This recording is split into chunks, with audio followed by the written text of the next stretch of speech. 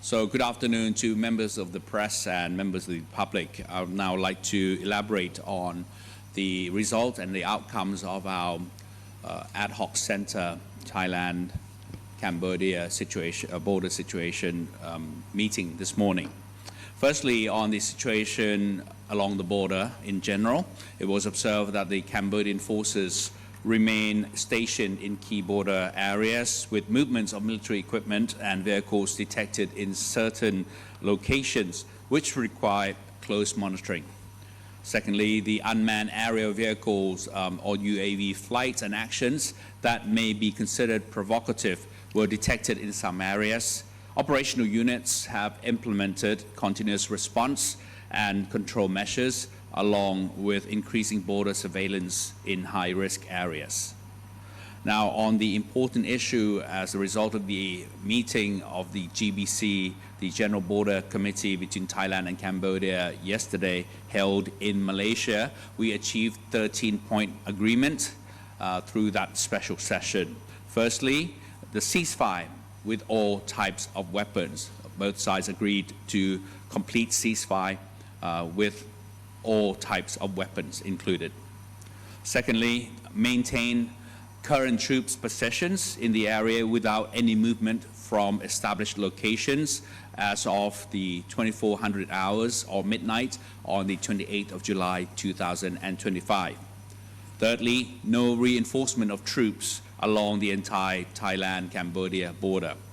Fourthly, refrain from any provocative actions that may lead to increased tensions. And of course, fifthly, strictly refrain from the use of any force against civilians and civilian targets. Sixthly, comply with international humanitarian law regarding the treatment of soldiers or the prisoners of war under the control of the opposing side. This is in accordance with the Geneva Convention on the Treatment of Prisoners of War. In the case that wounded civilians and soldiers who are not under the control of the other party and they require medical treatment, the receiving side has the discretion to provide care depending on the readiness of their medical facilities, supplies, personnel, or medical ethics on a case-by-case basis. Seventhly, any armed clashes, whether intentional or unintentional, shall be discussed jointly by both sides at the local level through existing bilateral mechanisms as soon as possible. Eighthly, maintain normal communications between military regions and units along the border of both sides with a meeting of the Regional Border Committee or RBC to be held within 2 weeks after the GBC meeting, alternating host countries. Keep regular direct communication channels at the ministerial and armed forces commanders levels between the two countries. Ninthly, refrain from spreading false information or fake news in order to reduce tensions, lessen negative public sentiment, and promote an environment conducive to peaceful negotiations.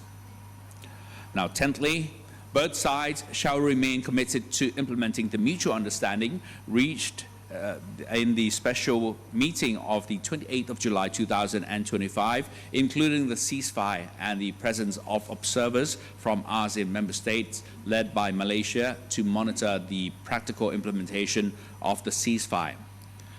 11thly, assign the RBC in each area to implement the ceasefire, coordinated and observed by ASEAN member state observers led by Malaysia with regular RBC meetings and reports submitted to the GBC, which is the General Border Committee. 12thly, establish a temporary interim observer team or IOT consisting of military attaches from ASEAN member states led by the Malaysian Defense Attaché to observe the ceasefire of each side regularly by inviting or by invitation from the host country. Observers will not cross the border and will coordinate closely with the RBC and GBC of the respective country. These 3 points, 10, 11, and 12, are the regional aspects of the mechanisms in order to drive the ceasefire measures forward. And lastly, on the 13th point, at the national level mechanism, The next GBC meeting shall be held within 1 month from the 7th of August 2025. If the situation escalates, a special GBC session may be convened immediately. So these are all the 13-point agreements agreed by the General Border Committee meeting yesterday in Malaysia. In terms of our assessment of the outcomes of the GBC meeting, we have deemed it a success. And of course, with the ceasefire being implemented and enforced as of this moment, this will help create the safe environment for the public. And also the other point will be the reaffirmation that the continuation of the use of bilateral mechanisms to resolve this issue will be implemented as well. As the overall assessment of the GBC, we deem it, again, as I mentioned, very successful at the level of the Secretariat meeting as well as the actual proper GBC meeting as well.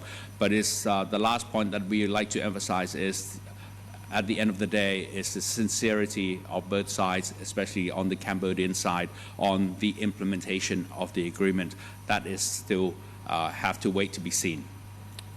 Now, yesterday, Malaysia also reaffirmed to Thailand and Malaysia, I beg your pardon, Thailand and Cambodia, of Malaysia's role, that the ASEAN member states as well as Malaysia will be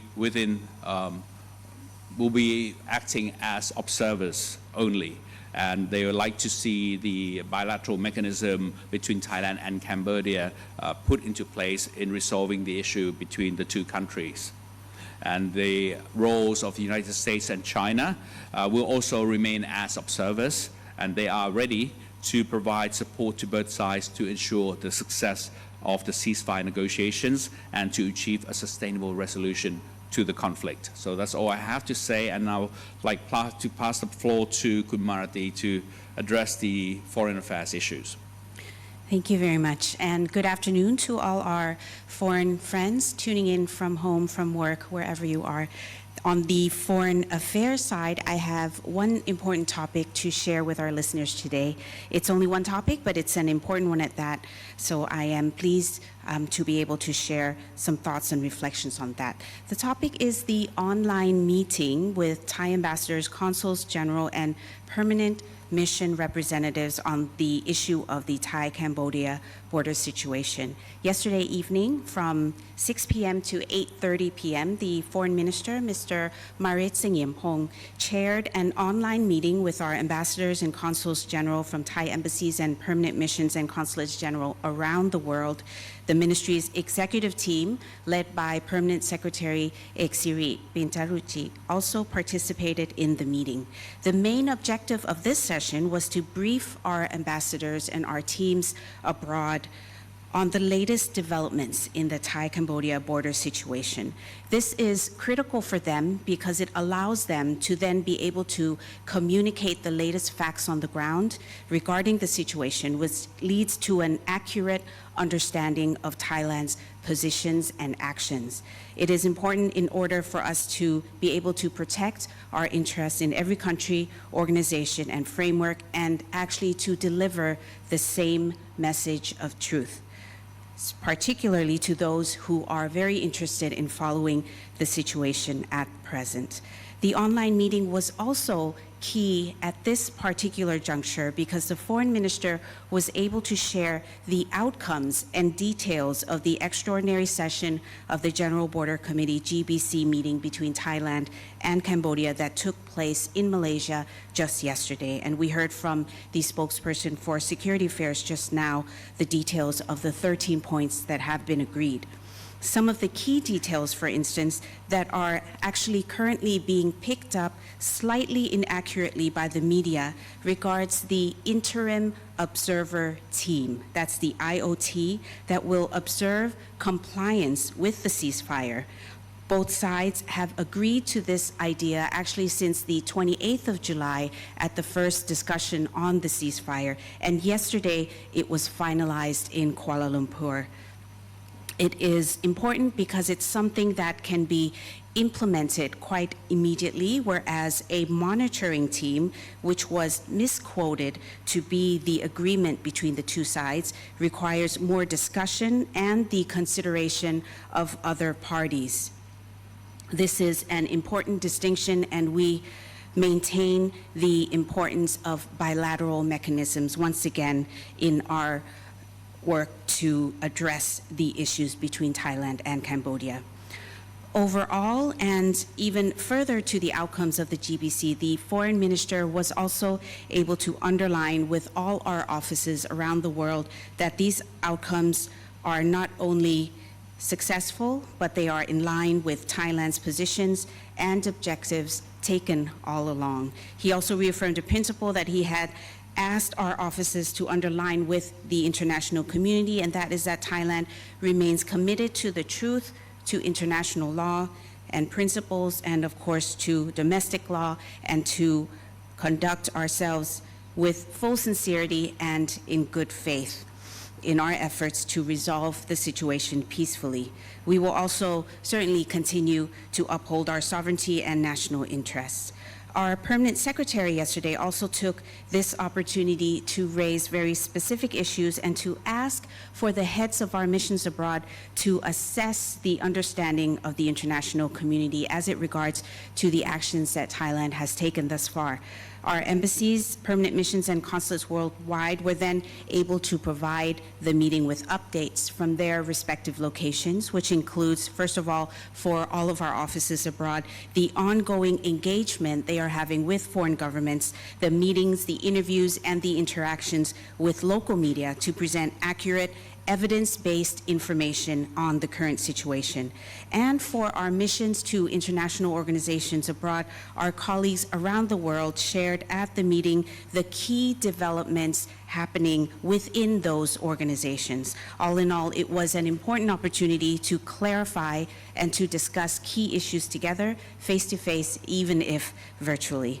In sum, let me assure the Thai people that our Team Thailand everywhere are working hard together to reach out to the global community, especially at this critical juncture, to emphasize Thailand's commitment to adhering strictly to the ceasefire and our principled position on resolving the border issues with Cambodia peacefully and through dialogue within existing bilateral channels, always with sincerity and in good faith.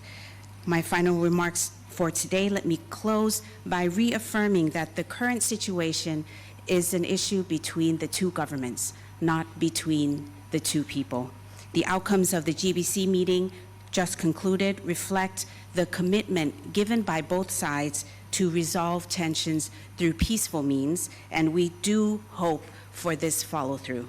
So we urge the Thai people to join in fostering a conducive atmosphere towards such resolution and a return to normalcy between our countries so that the people on both sides can safely resume their lives. Thank you very much for your attention, and I give the floor back to our spokesperson for Security Affairs. Thank you. Thank you very much.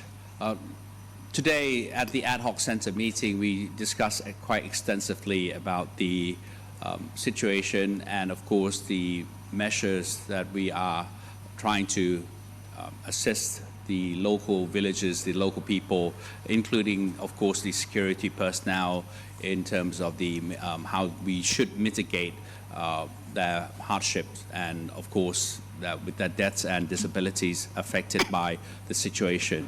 And today we actually talk in details of how to implement those measures as approved by the cabinet in the future.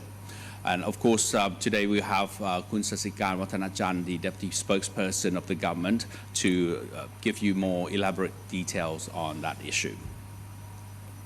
ขอบคุณค่ะ สวัสดีค่ะ Good afternoon, all the international media friends. I'm Sasikan Wattanajan, the Deputy Government Spokesperson, and today I've got several topics to share with you. First of all, we're pleased to welcome Dr. Panadda Wongpudi to the joined the communication teams, well known for her advocacy for the right of local community and women's rights. She is volunteers and lending her times and efforts to help us reach out to the local communities, and we look forward to working with her. And the second topics, once again, indeed, the Royal Thai government would like to express the heartfelt appreciation to all citizens living along the Thai-Cambodian border for their sacrifices during the difficult time. Actually, our priority now is to ensure the safety of the public and to support the safe return of residents to their homes. But only the areas that have been truly assessed and confirmed to be completely secure. Over 22,600 officials now from the Ministry of Interior remain in the field, working with determination to carry out the vital mission. And at present, seven provinces have been officially declared as emergency disaster areas. There are currently 353 temporary shelters in the 4 provinces, and the numbers continues to decline as conditions improve. However, some BM-21 rockets remain in certain areas. Our security forces are actively working to locate and safely remove these to ensure the area is fully secure before the residents can return home. Meanwhile, the damage assessments are being conducted.